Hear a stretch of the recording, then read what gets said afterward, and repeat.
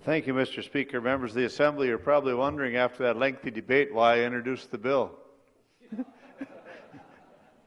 And I did it for exactly the reason that we just did. Because this isn't a little deal, this is a big deal. And it needs to have the debate of this chamber and the people we represent have us address this issue. Because this is a door from which you walk that you're never returning.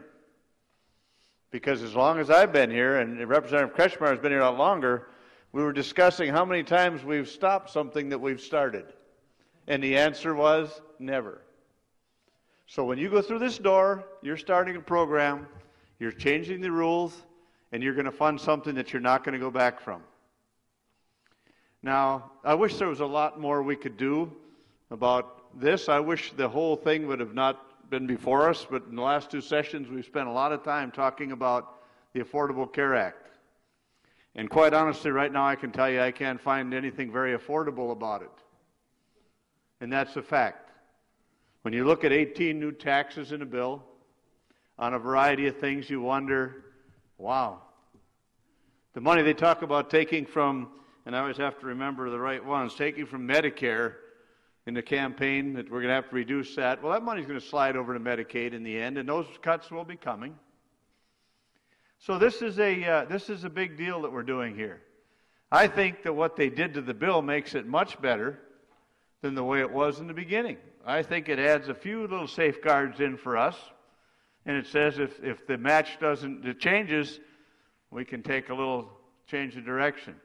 I question whether we'd have the courage to do it, but I think that it's, at least the option is in there. But instead of studying and finding a program that addressed strictly North Dakotans, we're in the middle of a federal program. If, in fact, there's 22,000, 25,000, 30,000, whatever the number is, of North Dakotans that are uninsured, why didn't we address that issue ourselves and try to find out the best possible way to cover those people? But you know why we didn't? Because it's the allure of what some people consider to be free money. There's no such thing as free money. It's our tax dollars recycled back to us. It's not free. Somebody's paying for it, and to say, well, if we don't take it, somebody else will use it, that's true. But that's true of highway funds, that's true of every dollar we take from the federal government. We didn't set up a state exchange. We said we're going to let the feds do it. We had all kinds of resolutions that said, the PPACA, we're not going to do it last session. We're not going to participate. Well, the deadline, and they gave us a little time. The committee did a good job, I think, of trying to make this as absolutely as good as they could if we're going to do it. I still struggle with the whole concept because it's an entitlement. Instead of addressing cost containment, there's not a word about cost containment for medical services in this bill. Why do you think our premiums go up 12 and 15% a year? No, there's no discussion of cost containment here. We're bundling of services, so if you have an appendix out, you might have some idea what it's going to cost. I don't think anybody knows what it's going to cost.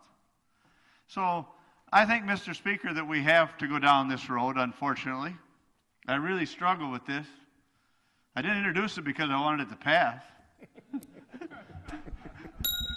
Isn't that odd? I went down to the only guy who spoke against it, and I was the sponsor of the bill. That was kind of a hard deal to do. In fact, they looked at me, they said, you don't like it? I said, no, I don't like it. I like it a little better today. I think that our executive branch likes it. I think our Human Services Department likes it. I think there's $9 million in the Human Services budget that deals with some other Affordable Care Act things that we have to do. And I think in the end, I'll be able to stand up here and say, I told you so, because it's going to cost way, way more money than anybody ever anticipated.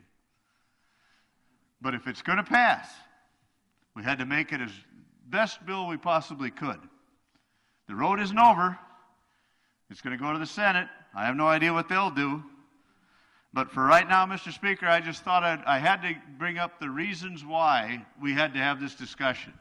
And I applaud all those people who dug into the information. But I don't think we still got to the root of the problem. It's like all bills in this assembly, they're driven by, and a wise man once taught me, when in doubt, follow the money. And sure, there's a lot of uncollected debt. But I could make an argument to you that I'm paying a lot of that uncollected debt in the premium that I pay every month, because they adjust that into the premiums to make sure that it does cover some of that. And there's no question about that. So let's move forward, Mr. Speaker. By the way, we have no intention of finishing today, in case you're wondering.